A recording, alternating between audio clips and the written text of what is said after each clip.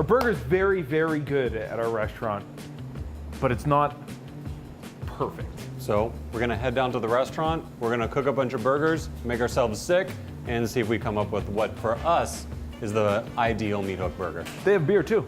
Also, they have a lot of beer, so we're gonna drink some of those. I have a lot of thoughts about the dry aged burger. Number one, it's f***ing amazing. It's my favorite burger. Full stop right now. We have the best possible product already.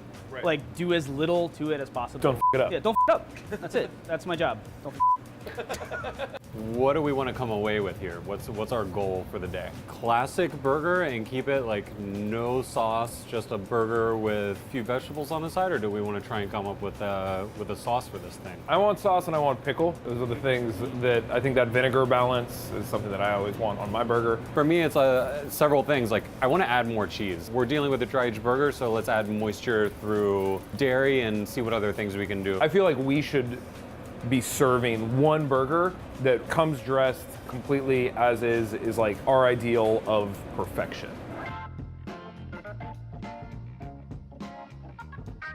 What we are going to start with is what makes a dry aged burger a dry aged burger. This is a strip loin beef that we got today.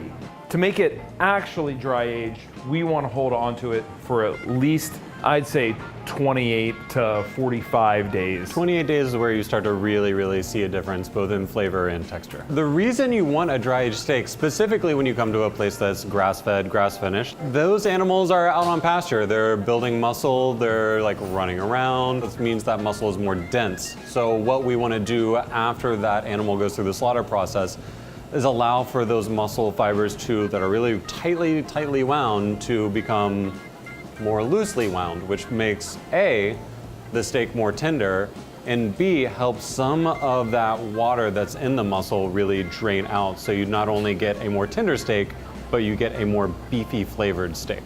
Now, on this side you have a beautiful New York strip. But then you're left with this right here. This is an uneven cut, as you can see, so you can't really put it in a case.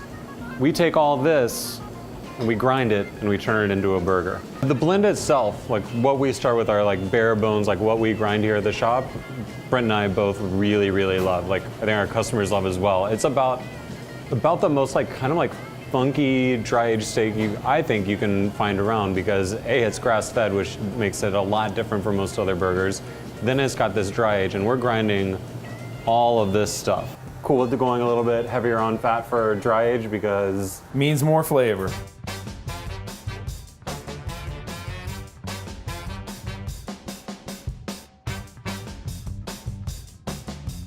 The dry aged burger, the marbling is totally different. You see, it's a different patty. We typically just do it dry. I don't like to give too much flavor to the buns. I don't really want anything to mess with the flavor of the burger. So like grilled and brioche buns, those are all cool and everything, but the bland aspect is important when you're having something super flavorful. So just try not to mess with that too much. Because of the lower moisture content, generally have to cook it faster. There's less of a window for success. You have less time. Where pickup time on our regular burger is like 6-7 minutes. Pickup time on a dry age is anywhere from like a minute for a rare to like a minute and a half for medium rare. So you just want to get all of our toppings ready. Sounds good. It goes. Cool. sauce and sauce and sauce and sauce. Basically, I just have some andouille sausage, some Calabrian sausage. I'm gonna mix it up with butter, maybe a little flour, see how it comes out. I don't think it's gonna stay emulsified, but it's definitely gonna be really spicy. So, let's see how it goes. You're going straight squeeze bottle. You know what's going on something? Oh, it's going on everything. It's only about 2 ounces, so. Did you taste it? No. Oh, yeah, that's gross. Yeah, I think I knew before I said it that it was a really bad idea. Now we know. I had to try it. Now we know. What are you going for? The spiciest classic special sauce out there. Pickles, mayo, mustard, onion. That's it. What did you add to got it spicy? There's just way more Dijon in the pickled red onion. I got ketchup, fish sauce, roasted onions. Did I already say fish sauce? Yep. I added more. There's more. I added more, and a little bit of Worcestershire. And I just went super classic and just made a onion sauce, soubise, kind of thick, so it's spreadable, out of brown butter and shallots.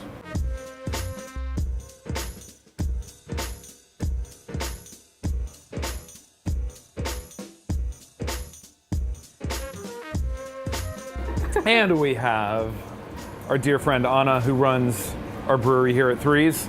Please be as biased or unbiased as you want. So starting from left to right, let's start with that one. What do you think?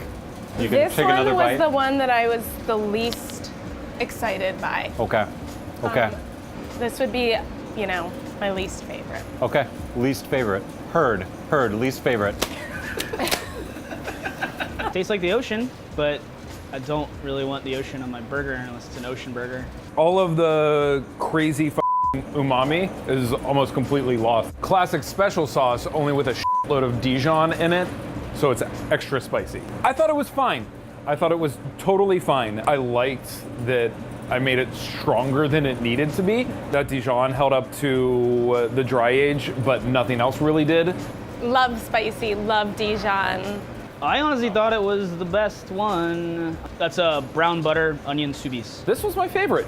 This on its own is very, very mild, but I think it's the only thing that actually elevated the flavor of the actual beef. I loved it. Yeah? Yeah. I'd say one thing that's abundantly clear is that this is not easy. And like, just because you have a strong sauce doesn't mean it's actually gonna work well with the protein, especially on a burger. Way different than I thought it was gonna work out. Let's talk cheese. Thanks, guys. Anna, thank you for joining us for this round. I wish I could stay for the rest. It was lovely to hear you trash my Great. sauces. Great choices. Great palate. Great palate. The question really is, how much cheese is too much cheese? So for the cheese, we went double raclette, so almost an ounce of raclette folded over both halves, which is a lot of really funky cheese. This side is the double American dry aged. Well, actually, so we doubled up on both patties, so it's a quadruple American dry aged.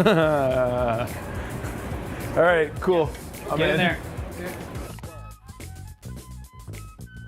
That was pretty fucking good. That is very, very good. That was really good. The cheese is sweet from the fat. It's weird. It was good. I really do just love that soubise on that so much. Yeah, it's on taste too. I like that a lot. Could use like just a hair more salt, but I like the cheese with that. Yeah, I think, well, when you add more fat, you gotta salt it more. That's the thing. I think it needs like some sort of acid to it, whether it be, you know, pickled red onions or some regular dill pickles, like something pretty acidic, because it is, like you said, an ounce of raclette cheese on 2 burger patties that are 35% fat and 65% lean. That's a lot of fat happening right there. That's significantly better. Yeah. I really like the raclette. I think it really makes a difference from the original dry age that we had. But obviously it's also much lighter than 4 slices of American cheese. This brings out the actual flavor of the meat way more. And like, yes, it's ridiculously indulgent, but it's cleaner. I don't really need the dill pickles. The pickled red onion with like a little bit more bite and sweetness to it is fantastic with that burger. So I would say we have a winner for our dry age with the raclette, soubise, and pickles. I think that's the perfect way to have it. I don't know how the burger would get much better than that. This is an improvement upon the way we have been serving it, and just that we're kind of forcing people to put that acid on there, and that's gonna break up the fat a little bit and make it taste even better. This was really awesome. Thank you for taking the time for us to actually workshop this, sit around and talk about it. It's fantastic. Cool. Burgers. Still good. Still good? Yeah, who knew? For more episodes like this, click here. This is the Brunlandaise, yes. The lazy French one. Yes.